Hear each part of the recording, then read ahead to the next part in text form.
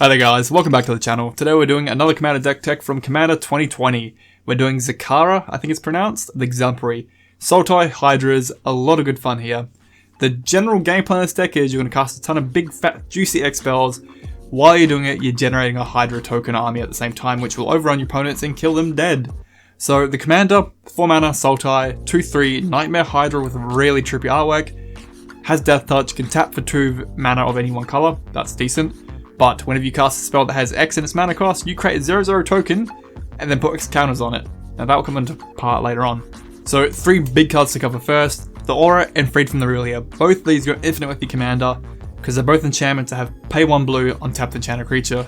Your Commander's producing 2 mana, so you're netting a mana and it's untapped and you can keep doing it again and again and again, and away you go. Just Beyblade off the table. Simic Ascendancy can put counters on creatures, and whenever counters are put on any creatures you control, that number of counters are put on the Ascendancy, and when it has 20 or more, you win the game. 20 counters in one game of Commander on your side doesn't take very long, especially with this Commander, and mainly because this Commander makes 0/0 tokens that then puts X counters on it, so the Ascendancy sees it and ramps up real quick. So I want to keep a bit of a theme here, so Hydras and X, I want to keep them together. So of course Unbound Flourishing is a must-have with the artwork too. If you're having a permanent enter with X counters on it, you double it up. If you're putting X in a spell or ability, you double it up. It's just about doubling it. Of course, doubling season, because we care about tokens and counters, which your Commander makes tokens, which get doubled, and then they get counters, which get doubled again. Plus, you gotta have the Hydra artwork. And Hardened Scales is a good way just to put a little bit extra love across your whole board. Leading into the actual Hydra tribe theme here, Gargos is a great in-between. He has a full discount for your Hydra theme. 4 reduction is really good. Plus, if a creature you control becomes target of a spell, he gets to fight something. And he's fat. 8/7 will chunk things dead. Now the actual Hydras, we'll try and fly through them pretty quick. Hydroid Krasis, it has Flying Trample, gains X life and draws X cards. You can't really go wrong. The Lifeblood Hydra, when it dies you can draw X cards and X life equal to its power. Good card, downside is it's triple green but is worth it. Steelbane Hydra from Throne of Eldraine, he can eat artifacts and enchantments, love it. Genesis Hydra is a really good greedy card in this deck, you sink a ton of mana into him, he enters battlefield, you start revealing top X cards of your library till you find a permanent with CMZ X or less, on to play for free, love it. Primordial Hydra can be left alone, he'll do his own thing, he'll keep doubling up in size till it gets really big. He can one-shot your opponents quite easy, when he has 10 or more counters on him he has Trample, so he starts to become a bit of a blowout too. The Colonial Hydra, every time it attacks, double the counters on all your creatures, even ones that aren't attacking, mainly Mana Dorks, we'll cover them later on too. Mistcutter Hydra is just a really efficient creature for what he is. He's just 1 green and X mana, he can't be countered, he has haste, he's pro blue, sink a ton of mana into him and just throw him in there. Voracious Hydra, I love having options. When it enters the battlefield, you can choose to do either 2 things. It fights something or it can double the counters on it. Weird thing too, only Hydra that's an X Hydra to have 0/1 as its base stats, not 0/0, kinda weird. Now, Uvenwald Hydra isn't an X Hydra, but being able to search out lands is pretty good when you see the land base, so it's kind of just a bit of redundancy really. Now, these aren't Hydras, but they are X creatures and they work well in the deck. Gadwick is just a 3/3 wizard. Whatever X is, you draw that many cards, so at any point in the game, you can do it and just invest. Stormcall Serpent is amazing. It's scalable across the entire length of the game just being colorless, but it has pro multicolor, reach, and trample. Love it. And I don't need to say why Walking Ballista is good in Magic. That card is just dumb. Now I would play the song, but copyright strikes are a thing, so I'm not going to do it. So we do run a couple X cycles here, and this is kind of our removal. We do run our black, blue, and green Sun Zenith. Black is your board wipe. Blue is a ton of draw, or if you've got enough mana, you could maybe mill someone dead with it. And Green Sun can tutor out any green creature, either for other Hydras or your Mana Dorks. I like my Gaia Sage, Incubation Druid, or Birds of Paradise. We do run the new Intervention cycle, again, black, blue, green.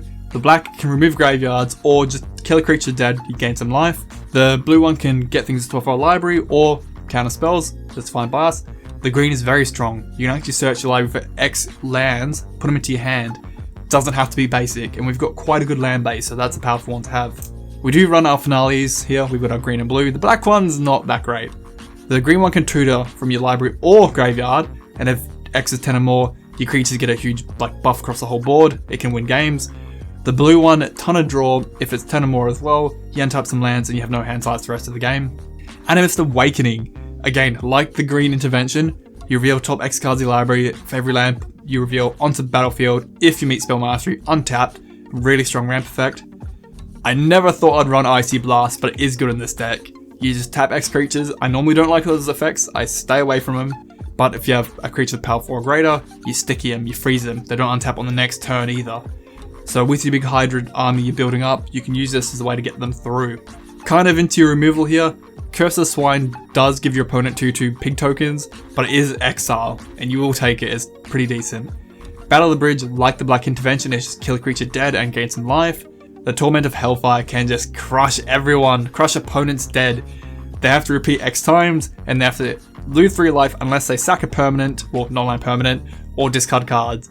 It just wrecks boards. Exsanguinate is just a free win in most cases, there's enough mana into it, and they're dead. We've even got counter spells where your opponent has to pay X or the spell is countered, and some extra effects too. You get like Scry, exile the card, or tap out their entire mana production. And the last one, Villainous Wealth. If this can go off, you can steal so many cards off your opponent's library. It is good fun and hurts your brain, because you gotta kind of think, okay, how do we stack this? What's the order? What's entering? What don't I want to do? It kind of gets a bit messy. Onto our supporting theme, the Utherlith is a great artifact and I'm really keen to play with it. If a creature you control leaves the battlefield, any counters on it, put them on here. When it's your turn for combat, any counters on it, move them back onto a creature. Technically, your commander's tokens are 0/0s with counters on them, so every time you lose one of them, you can store the counters on here. Love it. Vorel is a pretty chill dude. Tap him, 2 mana, start adding extra counters on the artifact, creatures or lands. Good for our mana dorks. Crucifix is great in this deck for X spells. If any unused mana would be in a pool, it doesn't empty between phases or end a turn, but it does become colorless. That's fine, we can use it in X spells, so just start tapping up your mana, sink it into him, he's indestructible, so good luck removing him. Next turn, pull out that big X spell and try and get a free win. Protection is a must-have for this commander because it does generate the army and people will see it and try and kill it. So having both our booties is a must-have, the Lightning Greaves and the Swiftfoot Boots. Helm of the Host, remember, redundancy is a form of protection. If you can have multiple versions of commander, as long as one lives, our game plan is online and active. But if multiple get to stay, good luck to your opponent. Multiple commanders with Death Touch, mana productions, and token production at the same time, you will crush your opponent's dead. And Nissa, the only X-Spell Planeswalker in Magic so far, +2, Scry 2, do it all day long, and 0 lets you cheat things off to the top of the library if there's smaller number of counters on her. To kind of round up support, couple cantrips, Ponder, Brainstorm, Preordain, my favourite 3, just try and get through the deck a little bit quicker. Putrefy, Assassin's Trophy, a little bit extra removal for those annoying permanents I don't like. Cyclonic Rift is just such a good board wipe. You can always tell when a blue mage is sandbagging a Cyclonic Rift. And Mystical Tutor to get removal or other X spells that can kill your opponents. Onto our ramp here, I love my Birds of Paradise, turn 1 feels so good. Gaia Sage and Druid here both care about counters to increase mana production. Gaia Sage does scale and having that evolved mechanic is nice to have, but she only produces green. But the Druid, as soon as it has 1 counter on it, it can produce 3 mana of that colour, that's fine. And it can get its own counters, but it can't go over 3 mana in production. Kind of weird. The little Trilobite, this guy is a boss. He can do so much. So, end his battle with X counters on him. You remove a counter to add 2 generic to your pool. But you can pay 1, tap him, add another counter back onto him. So you can still net 1 mana. Or use him as a living battery. Put tons of counters on him, and when you need to remove X counters times 2 for that much mana and just sink it in and try and blow your opponent's dead. And because we care about a lot of mana, Nyxbloom Ancient is a dumb card. Triple mana production? It's filthy, disgusting. Mana rocks, I like the quicker ones, so I do have my talismans for Curiosity, Dominance, and Resilience. They are 2 mana, but they do hurt you if you need the color, but I'll take it. Also, Arcane Signet at 2 mana. Chronocorpia is the only X mana rock here, because we can increase the counters on it and it'll produce more and more mana. Therian Dynamo, 3 mana, it's fine, just sink it into your bigger spells. And Chromatic Lantern does tap for mana, but it's here to make our land base just that bit better. Great Henge is greedy. It has its own reduction built in. 2 mana, gain 2 life. If non-tokens enter your battlefield, give them an extra counter, which you might double up, and you draw a card. It does a lot. It's a good just supporting piece. Right, onto lands. First one I'm going to mention is Field of the Dead. When you have 7 or more lands with different names, you start creating tokens. This will be a priority if you want to get it out with any of your effects. It will just free tokens that you might double up. You really can't go wrong. Rectail is a must-have for increased hand size. It does happen with the big X spells, of course. Rogue's Passage can get a fat Hydra through that might win a game for you. Khan's Bastion lets you start proliferating the counters on your board, freebies. And the castle here, you pay 4 mana to get 6 mana back, but only for creature spells. good for your Hydras that have X in them.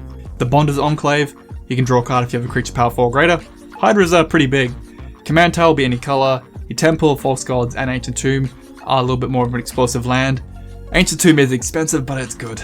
And the Palace, the Triumph, and the City of Brass are any color you need at any time. If a deck does favor one color or more, I like to keep my lands still pretty even. It's part for OCD and just theme.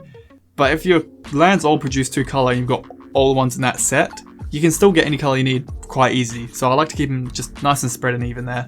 So we do run our 3 Shocks, our 3 Body lands, our 3 Temples, our 3 Pain lands, our 3 Life Gain lands, and sadly 3 Fetch lands. They are expensive. We do run Sunken Hollow because it is a fetchable land if you need it, and we run 1 of each basic. Now Zakara is an amazing commander. You're doing quite a few things. You're making tokens that have X counters on them. You care about X spells at the same time, of course. You've got a great commander that has Death Touch and mana production built in. You're playing Tribalist support at the same time. I love it's doing a few things. X spells are always being printed in Magic, so there'll always be more to play with, which is fine. I think it's a great commander. The artwork's trippy, it can do a lot, it's very different from what we normally have, so hopefully you enjoy. Let me know your thoughts, guys, and have a good one. Thank you for watching, guys. If you enjoyed the video, give the video a like. It helps out the channel a lot and more people will see the video. And only 10% of my viewers are subs, so please consider joining us. We're having good growth lately. To my patrons, you guys are awesome. I love you guys so much.